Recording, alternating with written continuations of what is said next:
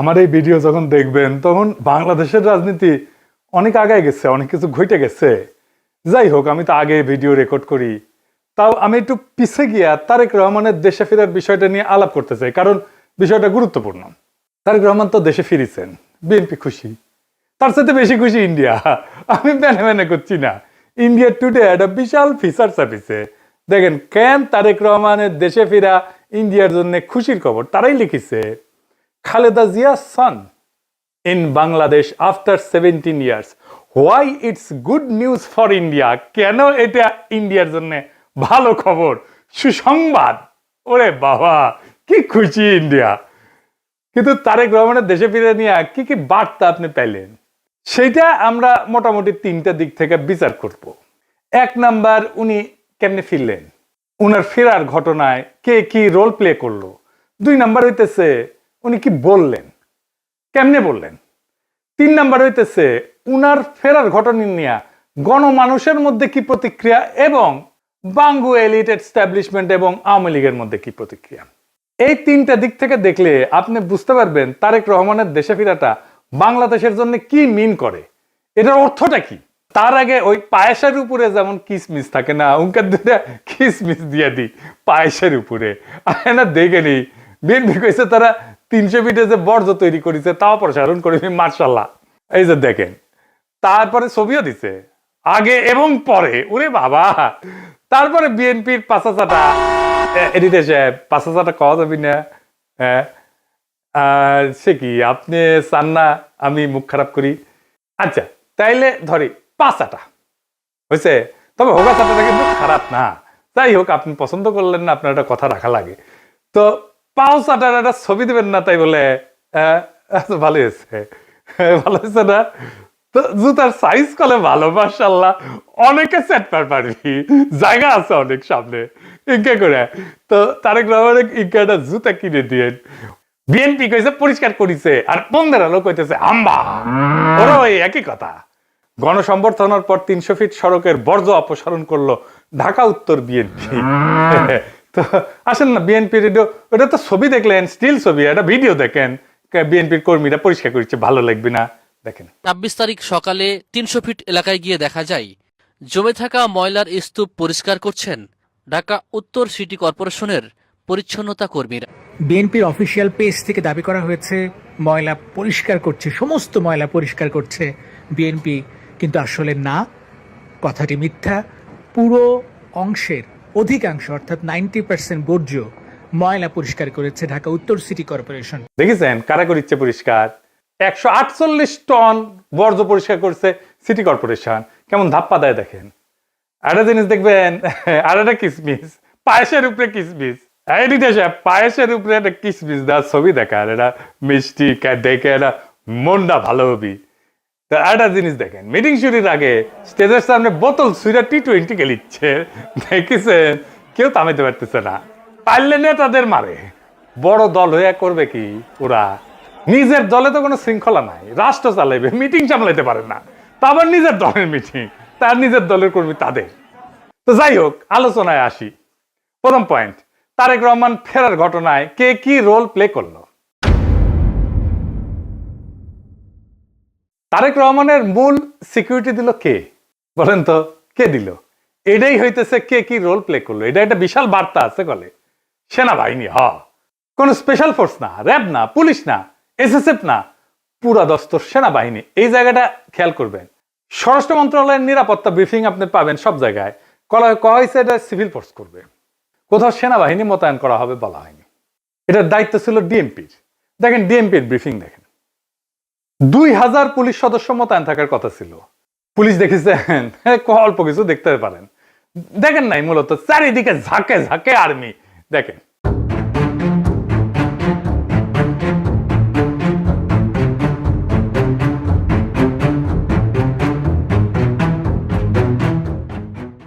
বাংলাদেশে কেউ কখনো এরকম নজিরবিহীন নিরাপত্তা পায় নাই, বাংলাদেশের ইতিহাসে পায় নাই, কোন রাষ্ট্রপ্রধান পায় নাই। যাই হোক, এই যে আর্মি নিরাপত্তা, এটা প্রফেসর ইউনূসের সরকার সিভিল প্রশাসনকে উপেক্ষা কইরা ওয়াকার দিছে। এটা ওয়াকারের শক্তি প্রদর্শন, ও বুঝাই দেয় সবাইকে যে আর্মি তারেক রহমানের সাথে আছে, বুঝেছ? এটা হইতেছে message, hidden message. Tarique Rahman বাংলাদেশের নেক্সট প্রাইম মিনিস্টার হওয়া কন্টেন্ডার, সন্দেহ নাই, হইতে পারবে কিনা সেটা সন্দেহ আছে। তো ওই তো একাই কন্টেন্ডার না, তাই না? ওনার দলের কাছাকাছি সাংগঠনিক শক্তি নিয়ে প্রতিদ্বন্দ্বী রাজনৈতিক জোট দাঁড়াইতেছে, এমন একটা ভাব তৈরি করা হইতেছে তারেক রহমান না থাকলে বাংলাদেশ উচ্ছন্নে যাবে, উনিই পারবেন বাংলাদেশকে পথে আনতে। যাই হোক, আমরা পরের ইস্যুতে যাই। উনি কি বললেন, কেমনে বললেন, আমরা এই ইস্যুতে ফিরে আসবো। কেন এরকম ধারণা তৈরি করা হয়েছে উনি নেক্সট প্রাইম মিনিস্টার এবং উনি দেশটাকে ঠিক করতে পারবেন? উনি বক্তৃতায় নিরাপদ জীবন, নিরাপত্তা, এই জীবন জিনিসটা বারবার উল্লেখ করছেন, 5 বার। একটি নিরাপদ বাংলাদেশ আমরা গড়ে তুলতে চাই। নিরাপদে ঘর থেকে বের হলে নিরাপদে ইনশাআল্লাহ ঘরে আবার ফিরে আসতে পারে। যে কোনো মূল্যে আমাদেরকে নিশ্চিত করতে হবে যাতে মানুষ নিরাপদ থাকতে পারে। শিশু হোক, নারী হোক, পুরুষ হোক, যে কোনো বয়স, যে কোনো শ্রেণী, যে কোনো পেশা, যে কোনো ধর্মের মানুষ যেন নিরাপদ থাকে, এই হোক আমাদের চাওয়া। আজকে বিগত 15 বছর স্বৈরাচারের বিরুদ্ধে শত শত হাজারো গুম খুনের শিকার হয়েছে শুধু রাজনৈতিক দলের সদস্য নয়, নিরীহ মানুষের প্রতিবাদ করতে গিয়ে অত্যাচার নির্যাতনের শিকার হয়েছে, জীবন দিয়েছে। আবারও সকলকে যে কোনো মূল্যে দেশে শান্তি শৃঙ্খলা রক্ষার আহ্বান জানিয়ে যে কোনো বিশৃঙ্খলাকে পরিহার করে ধৈর্যের সাথে মোকাবেলা করার আহ্বান জানিয়ে আমার বক্তব্য শেষ করছি। এটা কোনো দুর্ঘটনাবশত কাকতালীয় ঘটনা না, এই বারবার ফিরে আসা, এইটা সেন্ট্রাল থিমেটিক অ্যাঙ্কর তার বক্তৃতার। পুরা বক্তৃতায় ছড়ায় থাকা কোর মেসেজ। এটা শুধু একটা কথার কথা না, পুরা বক্তৃতার একটা নৈতিক ফ্রেম এই নিরাপত্তা, মানুষের নিরাপত্তা। ভাষণের প্রধান নরমাটিভ ক্লেম মানুষ যেন নিরাপদ থাকে। নরমাটিভ ক্লেম কারে কয় জানেন তো? জানেন অবশ্যই, তাও কই আর কি। নরমাটিভ ক্লেম বলতে বোঝায় এমন একটা বক্তব্য যে যা কি হওয়া উচিত, কি করা উচিত, বা কোনটা নৈতিকভাবে সঠিক বা ভুল, এই প্রশ্নগুলোর উত্তর দেয়। এটা কোনো বাস্তব বর্ণনা না, এটা মূল্যবোধ, নৈতিকতা এবং আদর্শ নিয়ে কথা বলে। নরমাটিভ ক্লেম সবসময় এরকম হওয়া উচিত টাইপের দাবি, এবং এই নরমাটিভ ক্লেমের বৈশিষ্ট্য সত্য মিথ্যা দিয়ে যাচাই করা যায় না। এটা নৈতিক, রাজনৈতিক বা সামাজিক মূল্যবোধ প্রকাশ করে। এইগুলা নীতি নির্ধারণে ব্যবহার করা হয় এই শব্দটা। উচিত, দরকার, ন্যায়সঙ্গত, অন্যায়, ভালো, মন্দ, এগুলো হইতেছে নরমাটিভ ক্লেম। যেমন ধরেন, আমি যদি বলি রাষ্ট্রের দায়িত্ব নাগরিকদের নিরাপত্তা নিশ্চিত করা, এটা নরমাটিভ ক্লেম, বুঝলাও? তারপরে ধরেন গুম খুনের বিচার হওয়া উচিত, এটা নরমাটিভ ক্লেম। সব মানুষের সমান অধিকার থাকা দরকার, এটা নরমাটিভ ক্লেম। কি হওয়া উচিত এটা বলতেছে। আবার দেখেন, এই নিরাপত্তা ইস্যুটাই আওয়ামী লেসপেন্সার নবনীতা কথাটাকে দইরা পারলে তারেক রহমান জিন্দাবাদ দেওয়া সিক্কুর দেওয়া ওঠে। দেখে যাও এত আরাম পেয়েছে কেন এই কথায়, পার বাকশালীরা কেন ফাল পারিচ্ছে জানেন? পরে আসিচ্ছি, সব একসাথে নিয়ে এইটা যখন এপিসোড যখন শেষ করবো তখন এটার উত্তরটা পাবেন।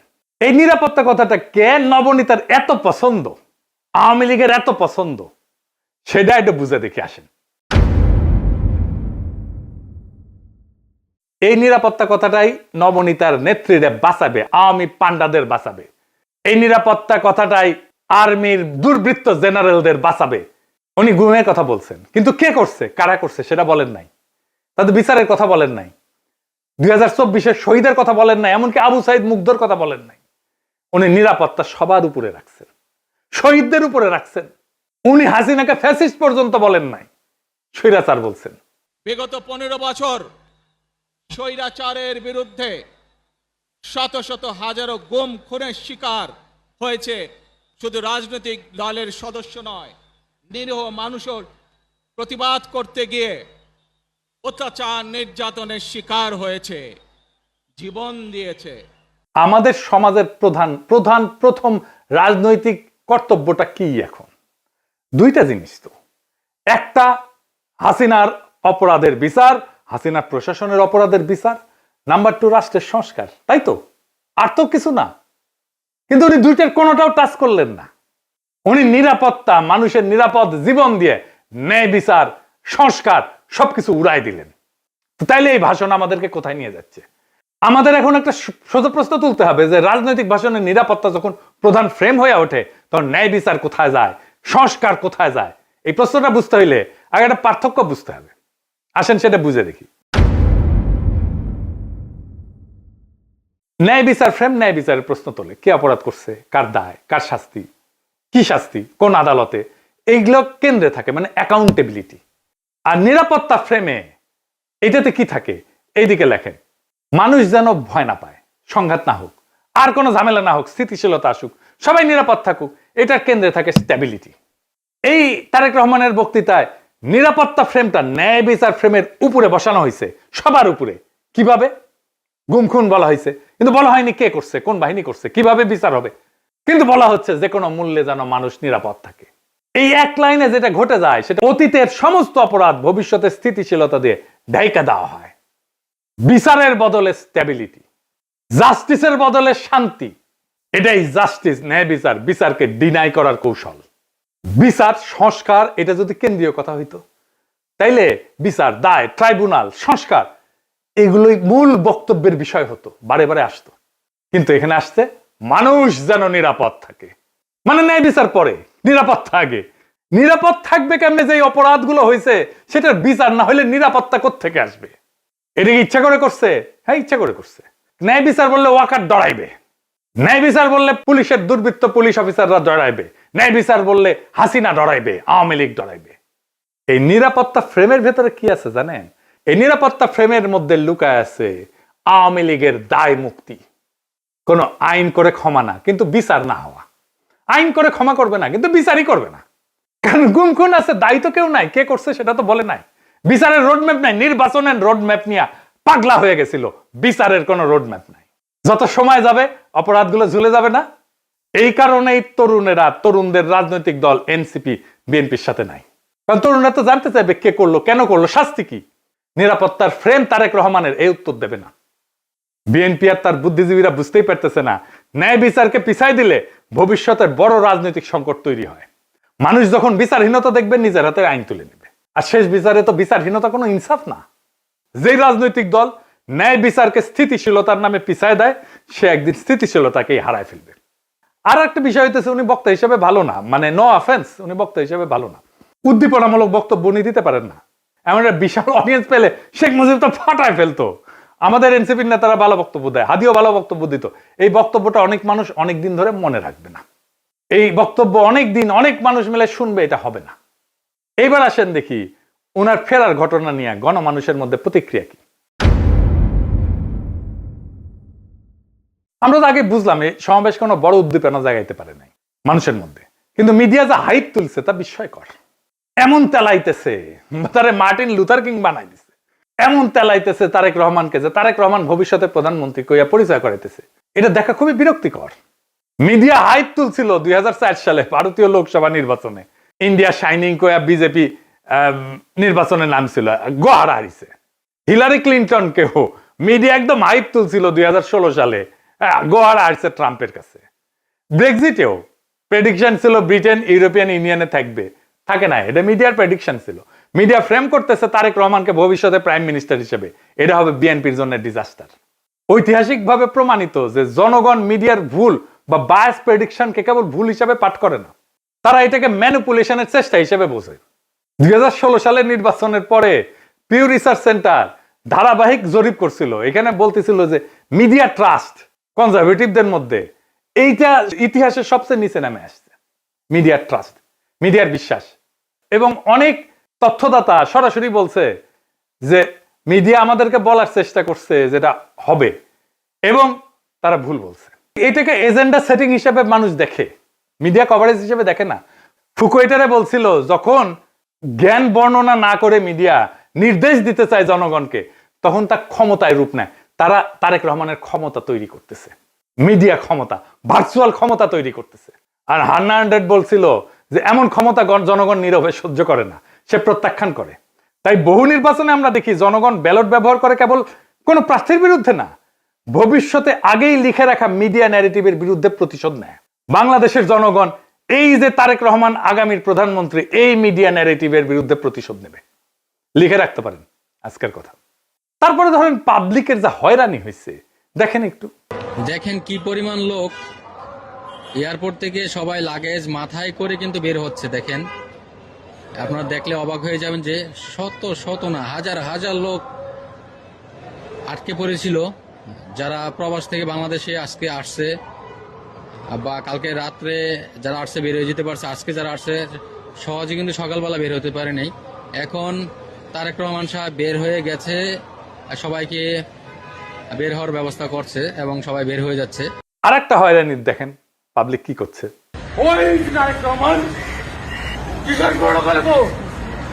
আপনি এগিয়ে যাত্রী কয়টা বাজছেন এখানে? আপনার অনুভূতি কি? মানে এই যে 2টা বাজে আসছেন, এখন 6টা বাজে। খারাপ লাগছে, মনে হচ্ছে লোকটাকে পায়ে জুতা দিতে পারতাম। খুবই কান্না পাচ্ছে, খুবই কি বলবো, ভাষায় প্রকাশ করতে পারতেছি না। একদিকে তো অসুস্থ লোক আসছিলকে দেশের বাড়ি চিকিৎসা করার জন্য, তারপরে এই পরিস্থিতি, দুঃখ লাগতেছে যে আমরা আইছি বাইরে থেকে, আজকে শখ করে একটা গাড়ি নিয়ে আসছে আর এই গাড়ি আমার এয়ারপোর্টের মধ্যে ঢুকতে দিল না। আমি এইভাবে ঠেলিয়ে ঠেলে নিতেছি, এতে তো আমার কাছে ওইটাই মনে হয় যে আমরা মনে হয় যে অপরাধী করছি। তারেক রহমানকে যে বাংলাদেশের ত্রাতা হিসেবে দেখানো হইতেছে, বাঙ্গু সুশীলদের শিরোমণি মতিউর রহমান কইছে যে দেশে রাজনৈতিক শূন্যতা চলতেছে, তারেক রহমান আরো আগে আসলে ভালো হইতো, মানে এই শূন্যতা কাটতো। শুনেন, আমি ব্যক্তিগতভাবে এটা মনে করি যে দেশে একটা রাজনৈতিক শূন্যতা রয়েছে, চলছে, এটা একটা বিপজ্জনক। আমি সবসময় ভাবতাম বা এখনও মনে করি যে বিএনপির ভারপ্রাপ্ত চেয়ারম্যানের আরেকটু আগে, বেশ একটু আগে যদি আসতে পারতেন, তাহলে এক্ষেত্রে হয়তো বিএনপি এবং দেশের মধ্যে একটা ভালো সুবিধাজনক অবস্থা তৈরি হতে পারত। তাকে বাংলাদেশের রাজনীতিতে অপরিহার্য প্রতীকে পরিণত করা হয়েছে। তারেক রহমানের রাজনৈতিক শক্তি যেদিন থেকে তারেক রহমানকে রাজনীতিতে অপরিহার্য প্রতীকে পরিণত করা হয়েছে, তারেক রহমানের রাজনৈতিক শক্তি সেদিনই শূন্য হয়ে গেছে। তারেক রহমানকে ছাড়া বিপ্লব হইল না একটা, ওনাকে ছাড়া তো, ওনাকে ছাড়া দেশ বাঁচবে না, রাষ্ট্র বাঁচবে না, এটা একটা কথা। জনগণের কোনো এজেন্সি নাই, যে নেতাকে অপরিহার্য বানানো হয় সে আর কোনো রাজনৈতিক অ্যাক্টর থাকে না, সে পরিণত হয় একটা স্থির মূর্তিতে যাকে সবাই রক্ষা করে কিন্তু কেউ চালাইতে চায় না। কারণ রাজনৈতিক অ্যাক্টর হওয়ার মানে হইল সিদ্ধান্ত নেওয়া, আর অপরিহার্য হওয়ার মানে হইল সিদ্ধান্ত এড়ায় যাওয়া। সিদ্ধান্ত মানেই ঝুঁকি, আর ঝুঁকি মানেই প্রতীকের ক্ষয়। তাই সেই নেতার চারপাশে এমন এক সুরক্ষা বলয় তৈরি করা হয় যেখানে প্রত্যেকটা সম্ভাব্য সিদ্ধান্ত আগে আটকায় যায়। সে কথা বলে সাবধানে, নড়ে অনুমতি নিয়া, কার্যত উন্নতের সিদ্ধান্তের বাহক হইয়া ওঠে। আর সে ব্যর্থতার দায় নিতে পারে না, কারণ দায় নেওয়া মানেই তো মানুষের কাতারে নামায় না, সেই প্রতীক ভেঙে যাওয়া, যে অপরিহার্য ফ্রেম তৈরি করা হয়েছে, এই ন্যারেটিভ ভেঙে যায়। ফলে রাজনীতি ব্যক্তির হাত ধরে আগায় না, ওই ব্যক্তিকে ঘিরে জমে থাকে, জমাট হইয়া থাকে। তারেক রহমান কোনো সিদ্ধান্ত নিতে পারতেছে না, আমি দেখাই দেবো সিদ্ধান্ত নিতে পারতেছে না, ওটা আমি দেখাই দেবো এই কয়েকদিনের মধ্যেই। এই অবস্থায় নেতার উপস্থিতি শক্তির চিহ্ন না, বরং স্থবিরতার প্রমাণ। অপরিহার্য নেতা মানে শক্তিশালী নেতা না, অপরিহার্য নেতা মানে এমন একজন যাকে ব্যবহার করা যায় না, শুধু পাহারা দেওয়া যায়। তাই দেখতেছেন না, খালি পাহারা আর পাহারা, নজিরবিহীন পাহারা। এত পাহারা বাংলাদেশের ইতিহাসে কেউ পায় নাই। উনি কিচ্ছু করতে পারবেন না, রাজনীতি তো দূর কি বাদ, কিছুই করতে পারবেন না। আর বড় দল কিন্তু চিপসের প্যাকেটের মতো বেশিরভাগই বাতাস, মিচিয়ানা চিপস। দলের প্রধান নেতা আসবে, মির্জা ফখরুল বলল তারেক রহমান যেদিন আসবে সেদিন দেশ যেন কাঁপে ওঠে, কাঁপুনি দেবে। আমি আপনাদেরকে জানাতে চাই, নেতা যেদিন আমাদের আসবেন, যেদিন বাংলাদেশে পা দেবেন, সেদিন যেন সমগ্র বাংলাদেশ কেঁপে উঠে। বন্ধুগণ, এই কাপাকাপি করতে গিয়া একটা প্রোগ্রাম নিছে, পঙ্গু হাসপাতালে আহত জুলাই যোদ্ধাদের দেখতে যাবে তারেক রহমান। আসার পরে দেখা গেল পঙ্গু হাসপাতালে জুলাই যোদ্ধা নাই, একজনও নাই। এটা কারোই মাথায় আসেনি, তারেক রহমানেরও মাথায় আসেনি যে ওখানে আসলে কেউ আছে। 3টা না 4টা প্রোগ্রাম তো কয়দিনে, তাই না? এতদিন ধরে প্রস্তুতি নিচ্ছে। আচ্ছা, জুলাই যোদ্ধা কে কে আছে? উনি গেলে কোন ওয়ার্ডে যাবেন, কার সাথে দেখা করবেন, কি নিয়ে যাবেন, কোনো পরিকল্পনা নাই। এই হইতেছে রাষ্ট্র ক্ষমতায় যাবে যে দল, সেই দশের প্ল্যানিং দেখেন। রাজনীতি আগাইলো, ওরা তো কাঁপাইতে চাইতেছেন, রাজনীতি করতে চাইতেছেন না, স্পেকটাকাল দেখাইতে চাইতেছেন। পলিটিক্যাল লিডারের স্পেকটাকাল হইতেছে তার বক্তৃতা, তার রাজনীতি। কত লোক দেখতে আসছে জনসভায়, কত লোক হাজির হয়েছে, এটা স্পেকটাকাল না। কাঁপায় দিছে কিনা, এটা পলিটিক্যাল স্পেকটাকাল না। আর পাবলিক সাফারিংস, এইটার জন্য কি পাবলিক সাফারিংস হয়েছে? তাহলে ফাইনালি ওনার যে এই হোম কামিং, দেশে ফিরে আসা, এর পিছনে আসলে কি? এইটা হইতেছে এক ত্রিভুজ প্রেমের লম্বা কাহিনী। ত্রিভুজ প্রেম কইলে এটা ঠিক জমে না, অন্য কিছু কইলে ভালো হইতো, আর একটু দুষ্টু কথা কইলে ভালো হইতো, আমি আর কইব না ওইটা। তো যাই হোক, বুঝাই দিয়েছেন কি কইতে চাইতেছি আর কি, বুঝছাও তো। মানে ত্রিভুজ প্রেমে তো একজনের ছেঁকা খাইতে হয়, এটি না, এটি 3জনই মজা পায় আর কি, বুঝছাও। তো যাই হোক, তো এই ত্রিভুজ প্রেমের 3 অ্যাক্টর হইতেছে ওয়াকার, এডিটর সাহেব, এটা ত্রিভুজ আকার, এটা ওয়াকার একদিকে বিএনপি আর ইন্ডিয়া। ওয়াকার আর দুর্বৃত্ত জেনারেলের লাগবে গুমের বিচার থেকে বাঁচা, ইন্ডিয়ার লাগবে আগের জমিদারি ফিরে পাওয়া, আর বিএনপির লাগবে ক্ষমতা। এই 3 শক্তি এক হইছে, একজনকে আর একজনের লাগবে। ওয়াকারের বিএনপি আর ইন্ডিয়াকে লাগবে, বিএনপির ওয়াকার আর ইন্ডিয়াকে লাগবে, আর ইন্ডিয়ার ওয়াকার আর বিএনপিকে লাগবে। কি মজা! এইটাই হইতেছে বন্দোবস্ত, এদের মধ্যে বন্দোবস্ত হয়ে গেছে। ইন্ডিয়া আনন্দবাজারে রিপোর্ট করে ইঙ্গিত দিছে আমরা আছি তারেক রহমানের সাথে, ওয়াকার শক্তি দিয়ে ইঙ্গিত দিছে আমরা আছি তারেক রহমানের সাথে, তারেক রহমান বক্তৃতা দিয়ে ইঙ্গিত দিছে আমরা আছি তোমাদের সাথে। শান্তি আর শান্তি, নিরাপত্তা, এর বাইরে আর কিছু হবে না। গুমের বিচার হবে না, সংস্কার হবে না, কিসের ভাল। আর আওয়ামী লীগ নমনেতাদের দিয়ে বার্তা দিছে। শুধু তাই না, এই যে দেখেন আশরাফুল আলম খোকন, হাসিনার পিএস, কি বলে দেখছেন? তারা বলে তারা বিএনপির পাশে দাঁড়াইছে। আবার দেখেন আরেকজন, দেখেন আওয়ামী লীগ, তার প্রোফাইল পিকচার দেখেছেন? হ্যাঁ, সঞ্জিদা খাতুনের ছবি দিছে, তা সেরা ছবিটা দিছে, দুঃখ ভাব একটু, বুঝছাও তো। ওই কয় যে গরু দুধ দেয় তার নাকি লাথি খাওয়া যায়, মানে বিএনপি দুধ দিচ্ছে এখন। বিএনপির আবার দুধও আছে। না আছে তো, না আছে আছে, সত্যি আছে, আমি মিছা কথা কইতেছি না, আমি দুষ্টামি করিছি না। বিএনপির দুধু আছে, আসলেই আছে। এই যে দেখেন বিএনপির দুধু, দেখি বিএনপির দুধু আছে, তো বিএনপির দুধু দিয়ে দিছে আওয়ামী লীগকে। যাই হোক, আপনি কিছুদিন পরে দেখবেন পার নাস্তিক গুলা দাঁড়াইতেছে বিএনপির পাশে এবং তারা বলতেছে আমরা বিএনপিকে ভোট দিব। আমি দেখাই দিব, বলতেছে তারা পার নাস্তিক, যাদেরকে ঘৃণা করেন আপনারা। বিএনপিকে ক্ষমতা আনার জন্য এই সবগুলো শক্তি এক হয়েছে। কেন্দ্র দখল করবে, প্রশাসনকে কাজে লাগায়, পুলিশকে কাজে লাগায়, গুন্ডা আর হুন্ডা দিয়ে নির্বাচন হবে, আর্মি বসে থাকবে, অথবা আর্মিও পিটাবে পাবলিককে, ব্যালট বাক্স লুট হবে। আওয়ামী লীগের পুরো সংগঠন বিএনপির জন্য কাজ করবে, টাকা আসবে, খালি টাকা আর টাকা, লুট করা টাকা ফেরত আসবে কিছু। নির্বাচন প্রচারণার জন্য এই 4 বান্ডেল দিলাম ব্যানার পিস্টন করার জন্য, আর এটি লাগাইবা শুধু মোটরসাইকেল বহরের জন্য। মোটরসাইকেল নিয়ে আসবা 7টা, ঠিক আছে, দেখে নিয়ে আসবা। আর এটি রাখো শুধু নির্বাচনের দিন চা সিগারেট খাওয়াইবা মানুষকে। আর এই 7-8 বান্ডেল যদি আছে, সকালবেলা সীসা খাইবা, হ্যাঁ সীসা খাইবা বৈশা। আমি পাস করবো না, সমস্যা নেই। সেই টাকা বিএনপির নির্বাচনের জন্য কাজে লাগবে। এই জন্য খোদা বক্সকে সরাই দিছে প্রফেসর ইউনূসের সরকার। প্রশাসন, পুলিশ, জেনারেলরা মাথায় রাখেন, এই নির্বাচন আমাদের আজাদির নির্বাচন। সংসদের কাজ রাষ্ট্রে ইনসাফ কায়েম করা। আমার আগের ভিডিওটা দেখে নিয়েন, বিস্তারিত আলাপ করছি কিভাবে সংসদ আইন তৈরির মাধ্যমে সমাজের মাঝে থাকা ইনসাফের ধারণা রাষ্ট্রের আইনের মধ্যে ঢুকে দেয়। রাষ্ট্রকে ইনসাফমুখী করে তোলে সংসদ। এই ইনসাফের রাষ্ট্রই আমাদের আজাদির দিকে নিয়ে যায়। আমাদের প্রত্যেকটা ভোটকে আমাদের মাঠে রক্ষা করতে হবে। প্রশাসন যদি গণরায়কে ছিনায় নিতে চায়, তাহলে ভোট ডাকাতদের এইবার বিতাড়িত করব বাংলাদেশ থেকে। আর এইবার প্রশাসনের, পুলিশের কাউরে যদি পক্ষপাত করতে দেখা যায়, কোনো মাপ কিন্তু নাই। আগামী সরকার বিএনপির হবে না, প্রফেসর ইউনূসের সরকারের মতো ধ্বজভঙ্গ সরকারও হবে না। তাই খুব খেয়াল, ভোট রক্ষার লড়াইয়ের জন্য তৈরি হন। এইবার ভোট দিলেই হবে না, কেন্দ্র পাহারা দিতে হবে, প্রত্যেকটা ভোটকে আমাদের রক্ষা করতে হবে। আর এক নতুন ভোট আনার লড়াইয়ের জন্য তৈরি হন। ইনকিলাব জিন্দাবাদ।